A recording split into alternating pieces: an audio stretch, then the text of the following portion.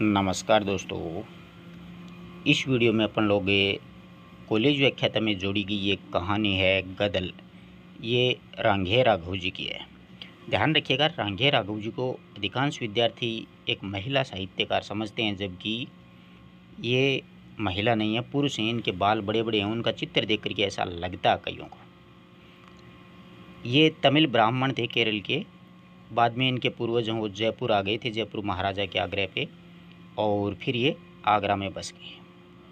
तो देखिए, रांघे राघव जी की कहानी है गदल। बहुत ही प्यारी कहानी है, भरतपुर के आसपास के क्षेत्र की कहानी है। पढ़ेंगे तो बहुत आनंद आएगा। पहले कहानी नहीं बताएंगे, साथ साथ पढ़ते हैं, साथ साथ आनंद लेते हैं। पूरी कहानी के साथ आप अंत तक बने रहिएगा। बाहर शोरगुल मचा हुआ था, यानी दो चार आदमियों की आवाज़ आ रही थी। डोडी ने पुकारा, कौन है?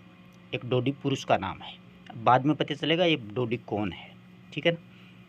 कोई उत्तर नहीं मिला। आवाज़ आई, हत्यारिन तुझे कत्ल कर दूंगा। कि हे हत्यारिन, मैं तेरा मर्डर कर दूंगा, है ना। ये मर्डर शब्द तो अब आया है, पुराने ज़माने में कत्ल ही था। स्त्री का स्वर आया, स्त्री का एक स्वर था, वो आया, करके तो देख कि मेरा जो कत्ल है वो करके तो देख।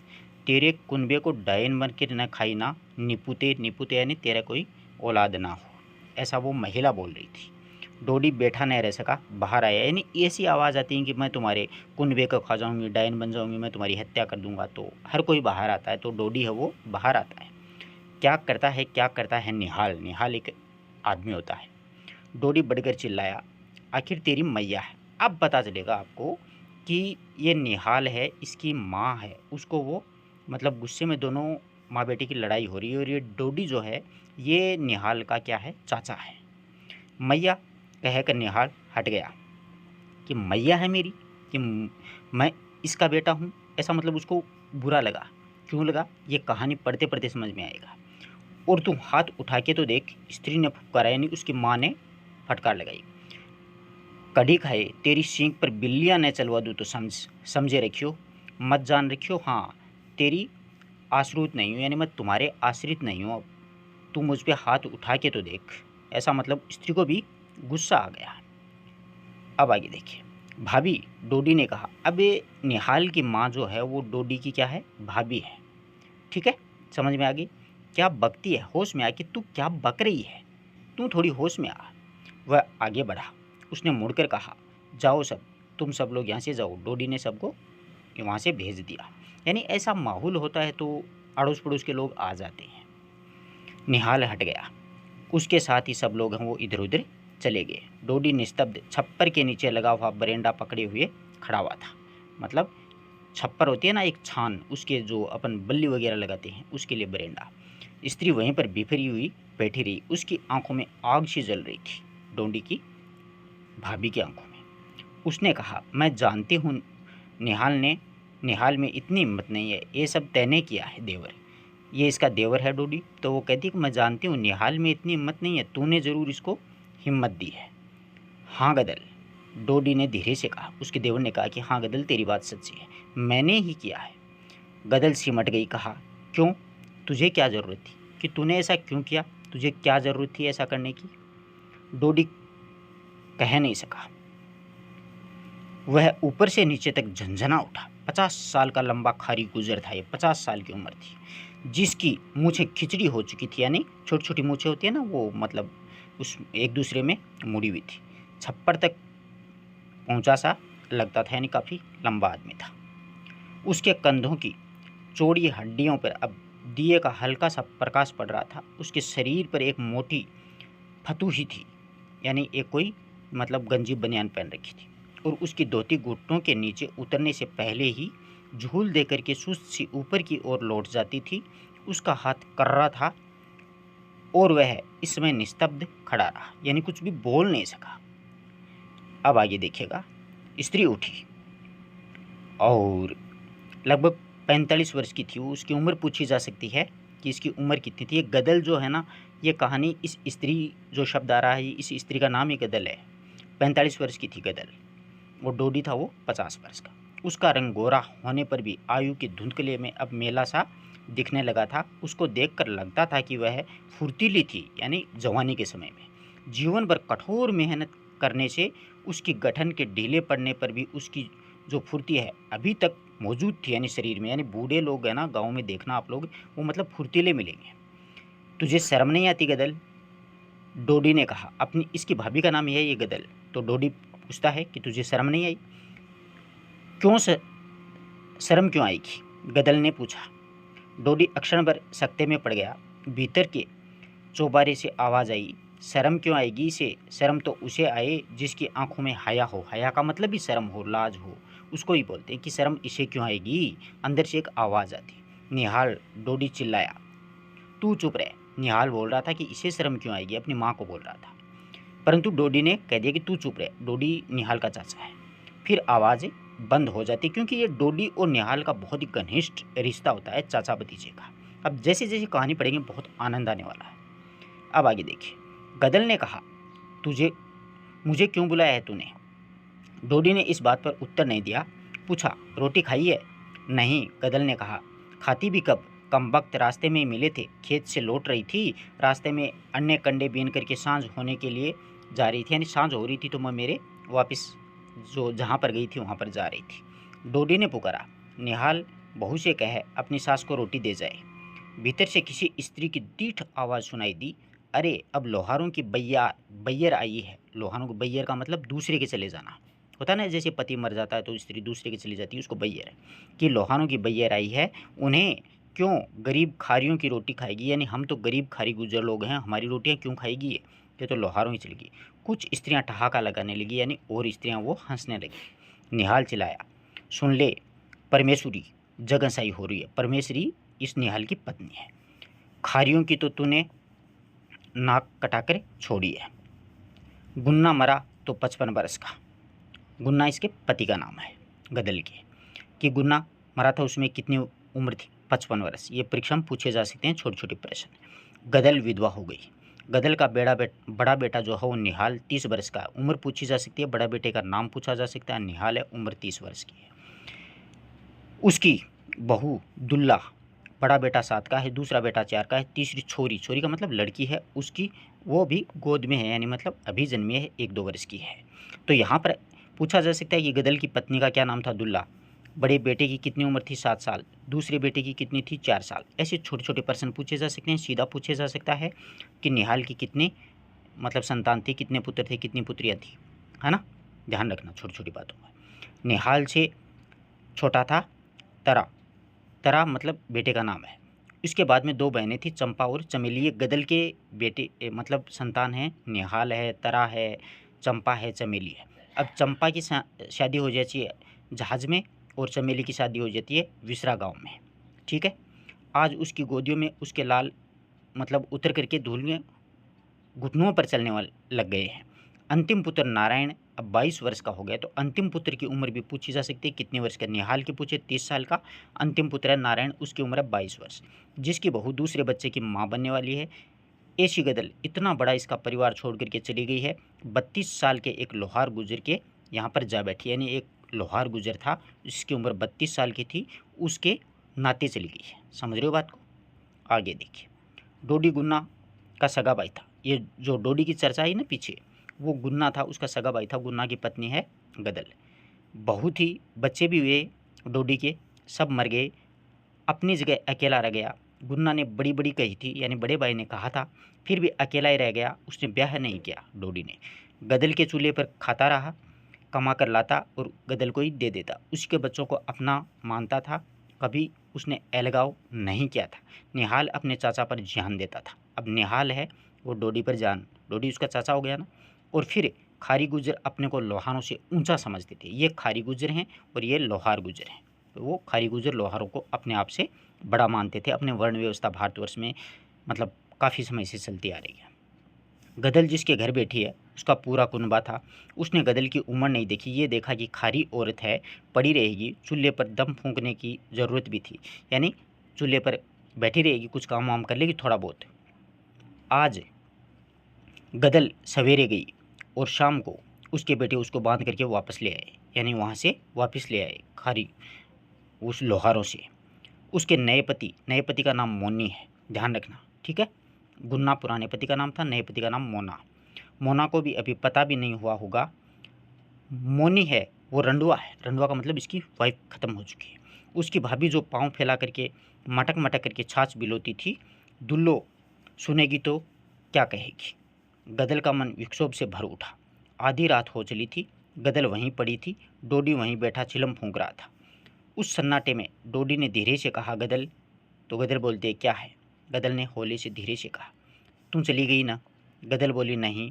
डोडी फिर से कहा, सब चले जाते हैं, एक दिन तेरी देवरानी चली गई, फिर एक एक करके तेरे भतीजे भी चले गए, भैया भी चला गया, पर तू जैसी गई है वैसी कोई नहीं गई। यानी वो तो दुनिया छोड़ के गए हैं, परंतु तू तो दूसरे मर्द की चली गई। यानी थोड़ी जगह साई बेइज्जती समझता था।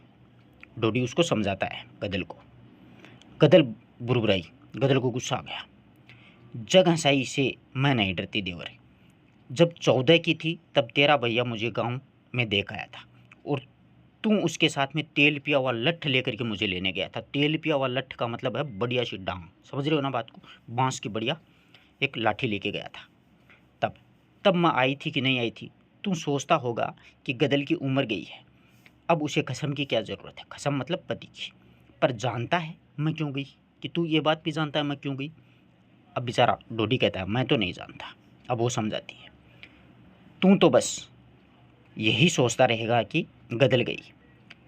अब पहले से रोटियां का आराम नहीं है, बहुएं नहीं करेंगी तेरी चाकरी देवर, यानी तेरी भी चाकरी नहीं करेंगी। तूने भाई से और मुझसे निभाई है, तो मैं भी तुझे अपना ही समझा है। बोल, झूठ कहती हूँ। नहीं गदल, मैंने कब कहा। अब बेचारा डोडी कहता, मैं कब कह रहा हूँ कि तू झूठ बोल रही है, तू बिल्कुल सत्य बोल रही है। बस यही बात है देवर। अब मेरा यहाँ कौन है, मेरा मर्द तो मर गया, जीते जी मैंने उसकी चाकरी की, उसके नाते उसके सब अपनों की चाकरी बजाई।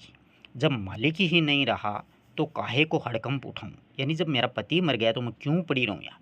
लड़के हैं, ये बहुएँ हैं, मैं इनकी गुलामी नहीं करूँगी। पर क्या अब ये सब तेरी औलाद नहीं है बावरी। वो डोडी समझाता कि पागल, ये भी तो तेरी औलाद है। बिल्ली तक अपने जायों के लिए 7 घर उलट फेर करती है, यानी 7 घर से इधर उधर आती है। फिर तू तो एक मानुष है, यानी एक तू मतलब मनुष्य है। तेरी माया ममता कहाँ चली गई देवर, तेरी कहाँ चली गई थी। तूने फिर ब्याह नहीं किया। अब वो समझाती है कि तेरी माया ममता कहाँ चली गई थी, तू भी तो चाहता तो ब्याह कर सकता था, तूने ब्याह क्यों नहीं किया। मुझे तेरा सहारा था गदल। अब वो भाभी को कहता है कि मुझे तो सहारा था तुम्हारा। कायर, भैया तेरा मरा, कारज किया बेटों ने, और फिर जब सब हो गया तब तू मुझे रख कर घर नहीं बसाता था। कि तेरा भैया मर गया फिर भी तू मुझे रख सकता था ना। तूने मुझे पेट के लिए पराई ड्योडी लंगवाई, कि मैं भूखी मर रही थी यहाँ पर, पेट के लिए मैं दूसरे मतलब लोहारों के पास घर जा कर के बैठ गई, उसकी वाइफ बन गई। चूल्हे में तब फूं फूं, जब मेरी कोई अपना हो, ऐसी बांधी नहीं हूँ कि मैं कि मेरी कोहनी बजे औरों के बिछिया छन के, कि मेरी तो कोहनी बजे और औरों की बिछिया छन के। मैं तो पेट तब भरूंगी जब पेट का मोल कर लूँगी, कि पेट मैं तब भी भरूंगी जब पेट का मोल कर लूँगी। समझा देवर। तूने तो नहीं कहा ना, कहा जब अब कुनबे की नाक पर चोट पड़ी है तब सोचा। तब ने सोचा जब मेरी गदल को बहुएं के आंखों ततेर कर देखा था। यानी गदल को बहुएं आंखें ततेर कर देख रही थी, अरे कौन किसकी परवाह करता है।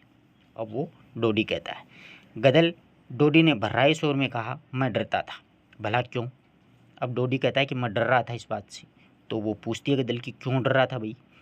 गदल, मैं बूढ़ा हूँ, डरता था जग हंसेगा, बेटे सोचेंगे शायद चाचा का अम्मा से पहले नाता था। बेचारा बढ़िया आदमी था डोडी, कि मैं इस बात से डरता था समाज से, कि बच्चे हंसेंगे कि चाचा और अम्मा का पहले से रिश्ता था, तभी चाचा ने दूसरा ब्याह नहीं किया। गदल, भैया की भी बदनामी होती नहीं, कि भैया की भी कितनी बदनामी होती, वो तो इस दुनिया में नहीं रहे।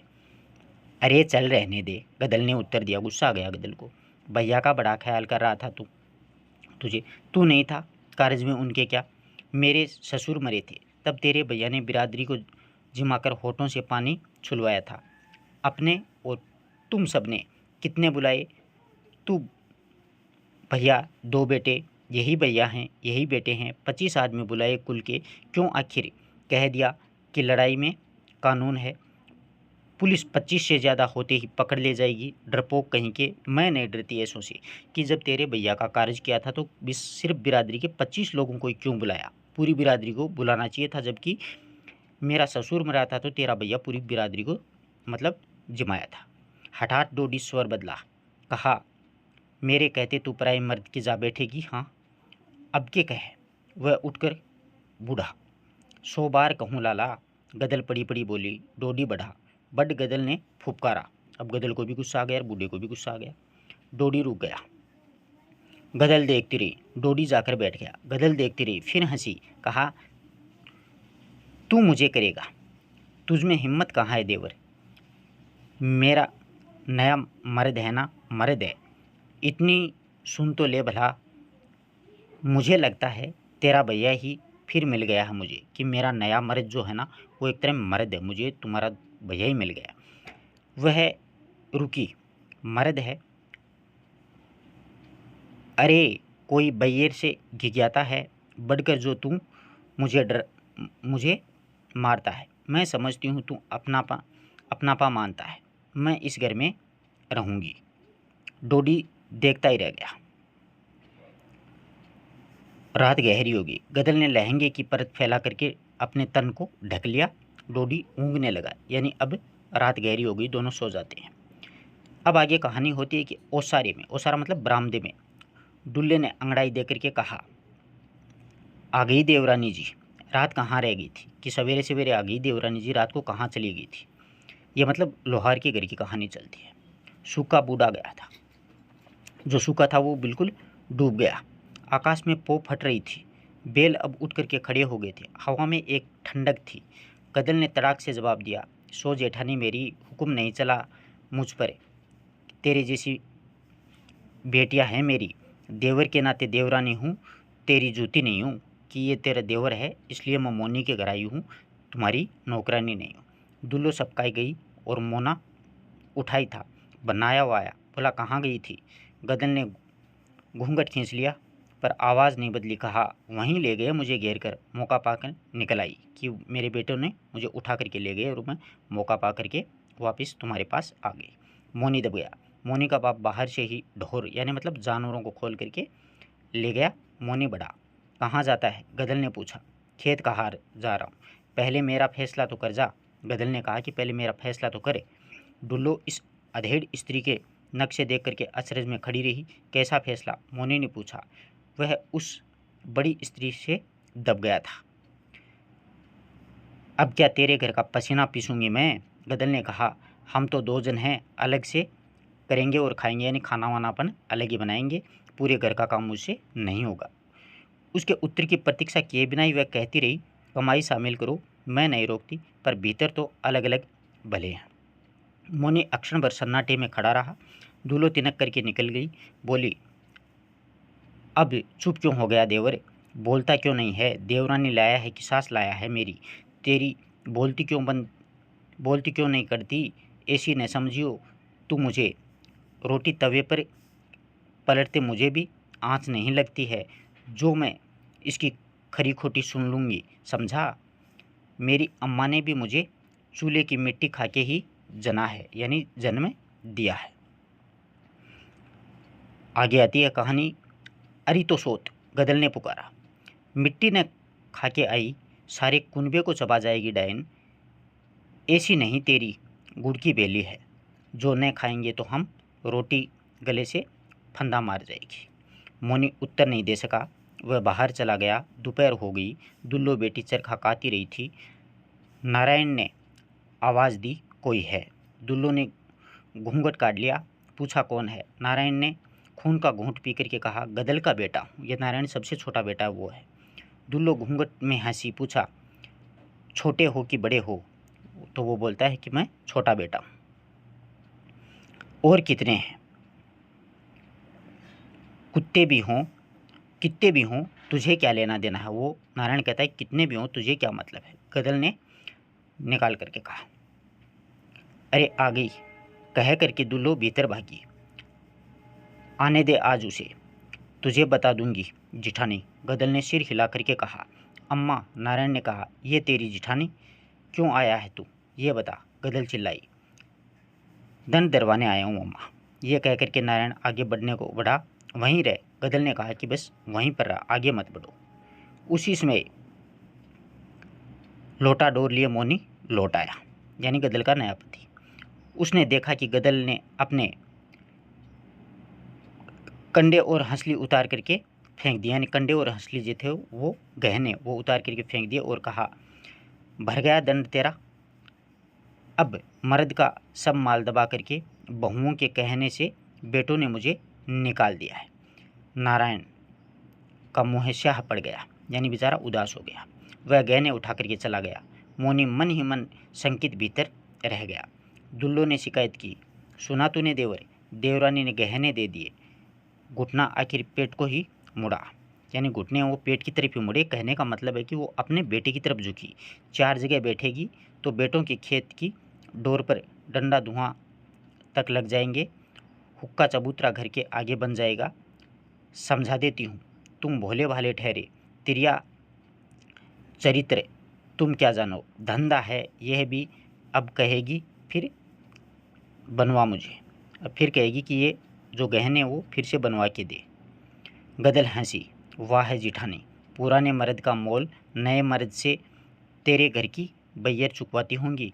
गदल तो मालकिन बनकर रहती है, समझी, बंदी बनकर नहीं। चाकरी करूंगी तो अपने मर्द की, नहीं तो विधवा मेरे ठेंगे पर, बिदना मेरे ठेंगे पर, समझी। तुम बीच में बोलने वाली कौन है, यानी वो खरी खोटी सुना देती है दुल्लो को। दुल्लो ने रोष से देखा और पांव पटकती चली गई। मोनी ने देखा और कहा, बहुत बढ़ चढ़ कर बात मत हाँक, समझ ले घर में बहू बन कर के रह।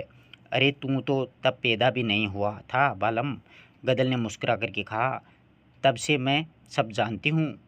मुझे क्या सिखाता है कि तू पैदा नहीं हुआ ना, उस समय से मैं सब कुछ जानती हूँ।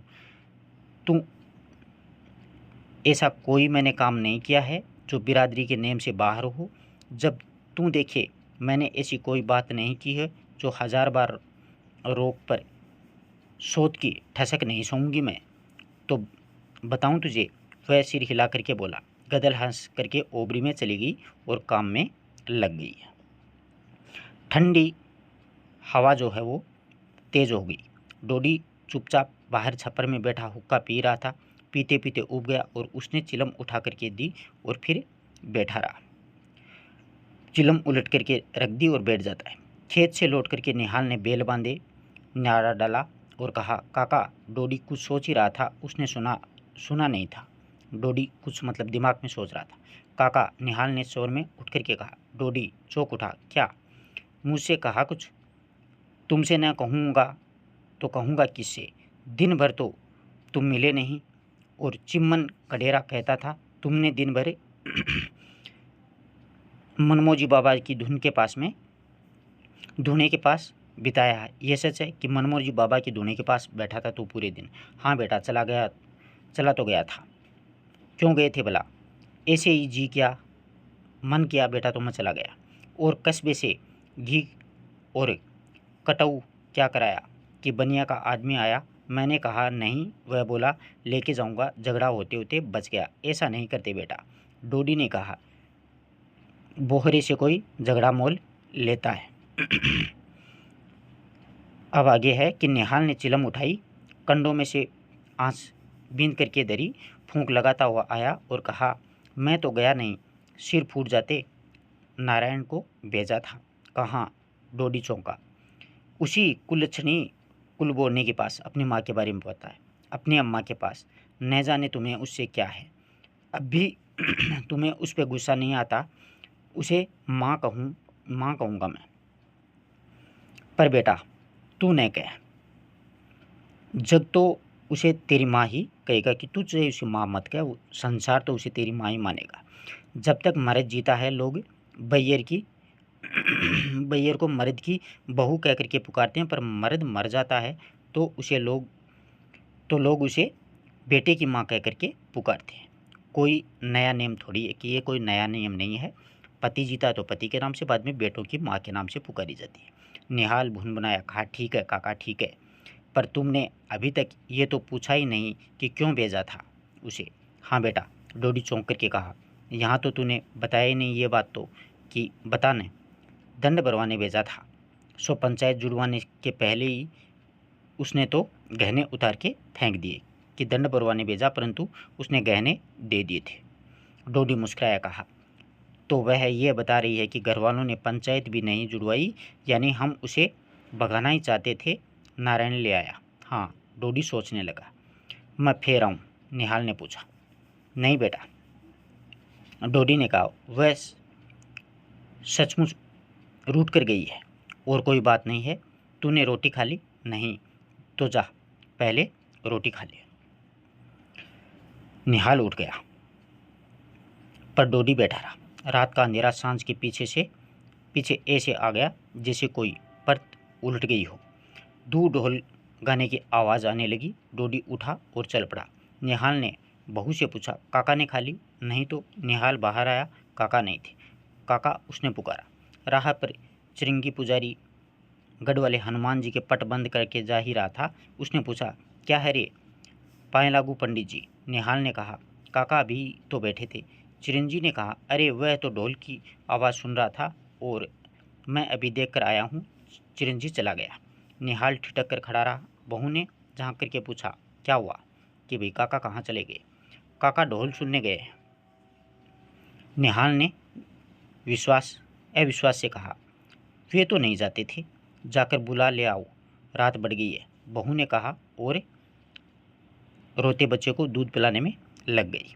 निहाल जब काका को लेकर के लौटा तो काका की देह तप रही थी, हवा लग गई थी और कुछ नहीं। डोडी ने छोटी खटिया पर अपनी निकाली टांग समेट करके लेटते हुए कहा, रोटी रहने दे, आज जी नहीं चाहता है। निहाल खड़ा रहा। डोडी ने कहा, अरे सोच तो बेटा, मैं ढोल कितने दिन बाद सुना है मैंने। उस दिन भैया की सुहागरात को सुना था या फिर आज? निहाल ने सुना और देखा। डोडी आंख मीच करके कुछ गुनगुनाने लग गया था। शाम हो गई। मोनी बाहर बैठा था। गदल ने गरम गरम रोटी और आम की जो चटनी है ले आकर खाने को धर दी, यानी रख दी। बहुत अच्छी बनी है, मोनी ने खाते हुए कहा। बहुत अच्छी है। गदल बैठ गई। कहा, तुम एक ब्याह और क्यों नहीं कर लेते, अपनी उम्र लायक?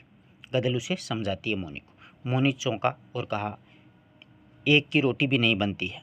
नहीं, गदल ने कहा, सोचते होंगे सोच बुलाती हूँ मगर मर्द का क्या है, मेरी भी तो ढलती उम्र है। जीते जी देख पाऊंगी तो ठीक है, नहीं तो हुकूमत करने को तो एक मिल ही जाएगी कि मैं जीते जी इसे देख जाऊं कि तुम्हारी भी नई पत्नी आ जाए उम्र के अनुसार, वरना मैं तो चली जाऊंगी। मोना हंसने लगा, बोला, यूँ कहे होश है तुझे, लड़ने को चाहिए। खाना खाकर उठा तो गदल हुक्का भर करके ले आई और आप दीवार की ओट में बैठ करके खाने लगी। इतने में सुनाई दिया, अरे इस भगत कहाँ चला? जरूरी काम है मोनी। उत्तर मिला, पेशकार साहब ने बुलवाया है कि जरूरी काम से पेशकार साहब के पास में जा रहा हूँ। गदल ने पहचाना, उसी के गांव का तो था। घोटैया मोना का चंदा गिरिराज ग्वारिया। जरूर पेशकार की गाय की चराने की बात की होगी, यानी पेशकार की गाय चराने की कोई बात हुई होगी। अरे तो रात को जा रहा है, मोनी ने कहा। ले चिलम तो पीता जा। आकर्षण ने रोका। गिरिराज बैठ गया। गदल ने दूसरी रोटी उठाई और मुंह में रखा। तुमने सुना? गिरिराज ने कहा और दम खींच लिया। क्या? मोनी ने पूछा। गदल का देवर डोडी मर गया, इतना ही कह दिया था उसने, मोनी ने। गदल का मुंह रुक गया। जल्दी से लोटे के पानी के संग को निगला और सुनने लगी। कलेजा मुंह को आने लगा। कैसे मर गया? मोनी ने कहा, वह तो बलाचंगा था, ठंड लग गई, रात उगाड़ा रह गया था। उगाड़े का मतलब ओढ़ा नहीं था कोई वस्त्र गर्म। गदल द्वार पर दिखाई दी। कहा, गिरिराज काकी? गिरिराज ने कहा, सच, मरते वक्त उसके मुंह में तुम्हारा नाम कड़ा था। काकी बेचारा बड़ा भला मानस था। गदल स्तब्ध खड़ी रही। गिरिराज है वो चला जाता है। गदल ने कहा, सुनते हो क्या हैरी, मैं जरा जाऊंगी। अब गदल अपने देवर मरता है उसके पास जाना चाहती है।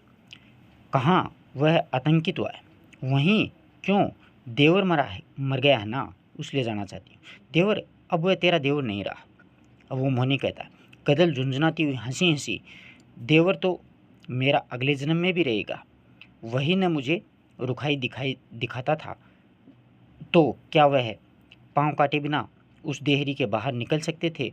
उसने मुझसे मन फेरा, मैंने ऐसा बदला लिया उससे। कहते कहते वह कठोर हो गई। तू नहीं जा सकती, मोनी ने कहा। मोनी ने कह दिया कि अब तू नहीं जा सकती। क्यों? गदल पूछती है। तू रुकेगा, तू रोकेगा मुझे? अरे तेरे अरे मेरे खास पेट के जाए मुझे रोक नहीं पाई, यानी मेरी औलाद मुझे रोक नहीं पाई। अब क्या है? जिसे नीचा दिखाना चाहती थी वही नहीं रहा, और तुम मुझे रोकने वाला है कौन?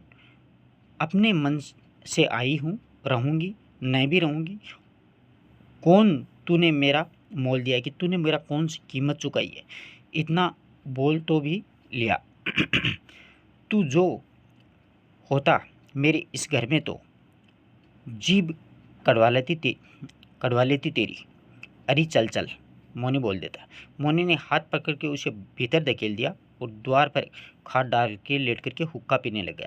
गदल भीतर रोने लगी, परंतु इतने धीरे से कि उसकी सिसकी तक मोनी नहीं सुन सका। आज गदल का मन बहा जा रहा था। रात का तीसरा पहर बीत गया था। मोनी की नाक बज रही थी। गदल ने पूरी शक्ति लगा करके छप्पर का कोना उठाया और शांपिन की तरह उसके नीचे से रेंग करके दूसरी ओर कूद जाती है। मोनी रह रह करके तड़प रहा था। हिम्मत नहीं होती थी कि जाकर के सीधे गांव में हल्ला करे और लठ के बल पर गदल को उठा लाए। मन करता था ससुर की टांगें तोड़ दे। दुल्लो ने व्यंग्य भी किया कि उसकी लुगाई भाग करके नाक कटा गई है, खून का सा घूंट पी करके रह गया। गुजरों ने जब सुना तो कहा, अरे बुढ़िया बुढ़िया के लिए खून खराबा करवाएगा, और अभी तेरा उसने खर्च ही क्या कराया है, कि क्या खर्चा कराया है तेरा? 2 जून रोटी खाई गई है, तुझे भी तो टिका कर खिला करके गई है टिक्कड़। टिक्कड़ मतलब रोटियां। मोनी का क्रोध भड़क गया। घोटाया सा गिरिराज सुन रहा था। ये सारी बात है, वो गिरिराज है, वो सुन रहा था। जिस वक्त गदल पहुंची, पटेल बैठा था। निहाल ने कहा, खबरदार भीतर पाँव न दरियो। क्यों लौट आई हो बहू? पटेल चौंका था। बोला, अब क्या लेने आई है? गदल बैठ गई। कहा, जब छोटी थी तब मेरा देवर लठ बांध के मेरे कसम के साथ आया था, और इसी के हाथ देखती मैं रह गई थी। मैं तो सोचा था मर्द है, इसकी छतर छाया में जी लूँगी। बताओ पटेल, वह ही जब मेरे आदमी के मरने के बाद मुझे न रख सका तो क्या करती? अरे मैं न रही तो उनसे क्या हुआ? इनसे क्या हुआ? 2 दिन के काका उठ गया ना, इनके सहारे मैं रहती तो क्या होता? कि 2 दिन में इसका काका ही चला गया। इन औलादों से काका को नहीं पाल सके तो मुझे क्या पालेंगे? पटेल ने कहा, पर तूने बेटा बेटी की उम्र नहीं देखी बहू, कि भाई बेटा बेटी की उम्र देख लेती। ठीक है, गदल ने कहा, उम्र देखती की इज्जत। ये कहो, मेरी देवर से रार थी, ख़त्म हो गई। ये बेटा है। मैंने कोई बिरादरी के नेम के बाहर की बात की हो तो रोक करके मुझ पर दावा करो, पंचायत में जवाब दे दूंगी। लेकिन बेटों ने बिरादरी के मुंह पर थूका, तब तुम सब कहाँ गए थे? यानी बेटों ने जब बिरादरी के मुंह पर थूक दिया तो उस समय तुम लोग कहाँ चले गए थे? सो कब? पटेल ने आश्चर्य से पूछा कि बेटों ने कब थूक दिया था? पटेल ने कहेंगे तो कौन कहेगा, 25 आदमी खिला करके लुटा दिया मेरे मर्द का कारज। यानी 25 आदमी बिरादरी में जमाए थे, बिरादरी के लोग। पर पगली, यह तो सरकार का कानून है। कानून था? गदल हंसी। सारे जग में कानून चल रहा है पटेल, कि पूरे संसार में कानून चल रहा है। दिन दहाड़े भैंस खोल करके लाई जाती है। मेरे ही मर्द पर कानून था, यो न कहोगे? बेटों ने सोचा। दूसरा, अब क्या डरा है? क्यों पैसे बिगाड़ते हो? कायर कहीं के। निहाल गरजा, कायर? हम कायर? तू सिंहनी? हाँ मैं सिंहनी। गदल तड़पी बोली, तुझ में है हिम्मत? बोला। वह भी चिल्लाया, जा बिरादरी का जो कार्य है उसमें न्योता दे काका के। गदल ने कहा कि भाई काका अब ख़त्म हो गया तो बिरादरी को तू जाके न्योता दे आ। निहाल सकपका गया और बोला पुलिस। गदल ने सीना ठोक करके कहा बस निकल गई हो, लुगाई बिकती है। पटेल ने कहा गोली चलेगी तो। गदल ने कहा धर्म धुरंधरों ने तो डुबो ही दी है सारी गुजरात यानी गुजरों की डूब गई है माधो। अब किसी का आसरा नहीं है, काहिर काहिर बचे हैं सारी ओर। फिर अचानक से मैं करूं प्रबंध, यानी वो कहती है फिर अचानक मैं प्रबंध करती हूँ। तू? निहाल ने कहा हाँ मैं। और उसकी आंखों में पानी भराया। कहा वह मरते वक्त मेरा नाम लेता गया था, यानी जो डोडी मरा था तो मरते वक्त मेरा नाम लेता गया था, तो उसका प्रबंध मैं ही करूँगी। मोनी आश्चर्य में था। गिरिराज ने बताया कि कारज का जोरदार इंतजाम किया गया। गदल ने दारोगा को रिश्वत दी है और वह इधर आएगा ही नहीं। गदल बड़ा इंतजाम कर रही है। लोग कहते हैं कि उसे अपने मर्द का इतना गम नहीं था जितना अब हो रहा है, कि मर्द का इतना गम नहीं था जितना उसे अब बहुत गम हो रहा है। गिरिराज तो चला जाता है, पर मोनी में विष भर गया। उसने उठते हुए कहा तो गदल मेरी भी मन की, तो गदल तेरे भी मन की होने दूं। सो गोला का मोनी नहीं है, दारोगा का मुंह बंद कर दे। पर उससे भी ऊपर एक दरबार है, मैं कस्बे में बड़े दारोगा को शिकायत करूंगा। अभी मोनी कहता है कि कस्बे के बड़े दारोगा को मैं शिकायत करके आऊँगा। कारज हो रहा था। पांतें बैठती जिमती उठ रही थी। कढ़ाव से पुए उतरते बाहर मर्द इंतजार कर रहे थे, खिला रहे थे। निहाल और नारायण ने लड़ाई में महंगा नाद बेच करके जो गढ़ों में नोटों की चांदी बना करके डाली थी वह निकाली और बोहरे का कर्जा चढ़ा। पर डांड में लोगों ने कहा गदल का ही बूता था, बेटे तो हार बैठे और कानून क्या बिरादरी से ऊपर होता है। गदल थक गई, औरतों में बैठी थी। अचानक दुआ से सिपाही सा दिखा, बाहर आई। निहाल सिर झुकाए खड़ा था। क्या बात है दीवान जी? गदल ने बढ़कर के पूछा। स्त्री बढ़कर के पूछना देख दीवान शक पका गया कि एक स्त्री पूछ रही है, ऐसा क्या है? तो निहाल ने कहा कहते हैं कार्य रोक दो, कि एक कार्य को रोक दो। सो कैसे? गदल चौंकी। दरोगा जी ने कहा। दीवान जी ने नम्र उत्तर दिया। क्यों? इससे पूछ कर ही तो किया जा रहा है। उनका स्पष्ट संकेत था कि रिश्वत दी जा चुकी है। दीवान जी ने कहा जानता हूँ, दारोगा तो मेल मुलाकात मानते हैं, पर किसी ने बड़े दरोगा के पास में शिकायत पहुंचाई है, दारोगा को आना ही पड़ेगा। और इसी में उन्होंने कहला भेजा है कि भीड़ छाड़ दो वरना कानूनी कार्रवाई है वो करनी पड़ेगी। क्षण भर गदल ने सोचा। कुछ समय के लिए गदल है वो सोचने लग जाती है। कौन होगा वह? समझ नहीं सकी। बोला दारोगा ने पहले नहीं सोचा ये सब, अब बिरादरी को उठा दें। दीवान जी तुम भी बैठकर पत्तल परोसवा लो, होगी सो देखी जाएगी। हम खबर भेज देंगे, दारोगा आते ही क्यों हैं, सो वे तो राजा हैं। दीवान जी ने कहा सरकारी नौकरी है, चली जाएगी, आना ही होगा उन्हें, तो आने दो। गदल ने चुभते स्वर में कहा सब गिरफ्तार कर लिए जाएंगे, समझी? राज से टक्कर लेने की कोशिश मत करो। अरे तो क्या राज बिरादरी से ऊपर है? गदल ने तमक करके कहा।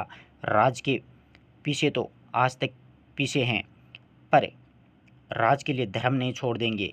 तुम सुन लो, तुम धर्म छीन लो तो हमें जीना हराम है, कि हम धर्म नहीं छोड़ेंगे। गदल के जो पाँव हैं वो धमकाते हुए धरती पर धमकाते हुए चली गई। 3 पांतें और उठ गई। अंतिम पांत थी। निहाल ने अंधेरे में देख करके कहा नारायण जल्दी कर, एक पांति बची है। गदल ने छप्पर की छाया से कहा निहाल। निहाल गया। डरता हुआ गदल ने पूछा। सूखे होठों पर जीभ फेरते उसने कहा नहीं, मेरी कोख की लाज करनी होगी तुझे। गदल ने कहा तेरे काका ने तुझे बेटा समझ करके अपना दूसरा ब्याह मंजूर नहीं किया था, याद रखना उसके कोई और नहीं है, यानी उसके अपन ही सब कुछ हैं और कोई उसका कार्य करने वाला नहीं है।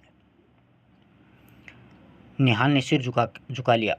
भागा हुआ एक लड़का आया। दादी, वह चिल्लाया। क्या है रे? गदल ने सशंक होकर के देखा। पुलिस हथियारबंद होकर के आ रही है। निहाल ने गदल की ओर रहस्यमय दृष्टि से देखा। गदल ने कहा पांत उठने में ज़्यादा देर नहीं है, लेकिन वे कब मानेंगे? उन्हें रोकना होगा। उसके पास बंदूकें हैं, बंदूकें हमारे पास भी हैं। निहाल, गदल ने कहा, डांग में बंदूकों की क्या कमी है, पर हम फिर खाएंगे क्या, जो भगवान देगा। बाहर पुलिस की गाड़ी का घूंपू बजा। निहाल आगे बढ़ा। दरोगा ने उतर करके कहा, यहाँ दावत हो रही है। निहाल चौंक कर रह गया। जिस आदमी ने रिश्वत ली थी वह पहचान भी नहीं रहा कि भाई रिश्वत दे करके आए हैं, और फिर भी वह आदमी है वो हमें पहचान भी नहीं रहा है। अब आगे देखिए। हाँ हो रही है, उसने क्रुद्ध स्वर में बोल दिया। 25 आदमी से ऊपर गिनकर हम नहीं खिलाते दारोगा जी। वो कहता है कि हम गिन करके नहीं खिलाते हैं दारोगा जी।